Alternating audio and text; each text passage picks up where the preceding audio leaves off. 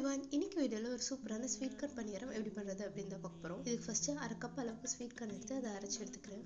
அடுத்து ஒரு தாளிப்பு கண்ணில் கொஞ்சமாக எண்ணெய் கடுகு போடலாம். கடுகு பொரிஞ்சது ஒரு பெரிய வெங்காயத்தை கட் பண்ணி சேர்த்து அதை நல்லா வதக்கிடலாம். கூடவே உங்கள் காரத்துக்கு எப்போ பச்சை மிளகா ஆட் பண்ணி உப்பு சேர்த்து நல்லா வதக்கிடுங்க. இது அப்படியே இருக்கட்டும். அடுத்ததாக ஒரு பவுலில் நம்ம அரைச்ச ஸ்வீட் கார்ன், கொஞ்சமாக கேரட், கொத்தமல்லி, நம்ம வதக்கின வெங்காயம் இதெல்லாம் சேர்த்து ஒன்றா மிக்ஸ் பண்ணி விட்டுடலாம். இப்போ இதுக்கு தேவையான அளவு உப்பு சேர்த்து மிக்ஸ் பண்ணி விட்டுலாம். பார்த்து உப்பு சேருங்க, ஏற்கனவே வெங்காயத்தில் உப்பு சேர்த்துருக்கோம். இப்போ இதை நான் மிக்ஸ் பண்ணி ஃப்ரிட்ஜில் வச்சுட்டு போகிறேன். ஏன்னா இதை நான் நைட்டே மிக்ஸ் பண்ணி காலையில் தான் போட போகிறேன். காலையில் வெளியே எடுத்து அதில் அரை கப் அளவுக்கு ரவை சேர்த்து நல்லா மிக்ஸ் பண்ணி விட்டுலாம். இப்போ இது ஒரு 10 நிமிஷம் ஊறினதுக்கு அப்புறமா பனியாரக்கல்ல கொஞ்சமாக எண்ணெய் ஊற்றி நம்ம இது பனியாரம் போட்டு எடுத்துடலாம். பனியாரம் ஒரு சைடு வெந்ததுக்கு அப்புறமா அதை 2 பக்கமும் திருப்பி போட்டு நல்லா வேக வச்சு எடுத்துடலாம். நான் இதை பிரேக்ஃபாஸ்ட்டுக்காக செஞ்சிருந்தேன். காலையில் என் பொண்ணு ஸ்கூலுக்கு போகிறதுக்குள்ளே செய்யணும் அப்படிங்கிறதுக்காக நான் நைட்டு எல்லாம் ரெடி பண்ணி வச்சுட்டு காலையில் அதை போட்டு எடுத்துட்டேன். பனியாரம் 2 பக்கமும் நல்லா கோல்டன் ப்ரௌன் ஆனதுக்கப்புறம் அதை எடுத்துடலாம். அவ்வளோதாங்க, நம்ம ஸ்வீட் கார்ன் பனியாரம் சூப்பராக ரெடி ஆயிடுச்சு. நீங்களும் இதை செஞ்சு பார்த்து எப்படி இருந்துன்னு சொல்லுங்கள்.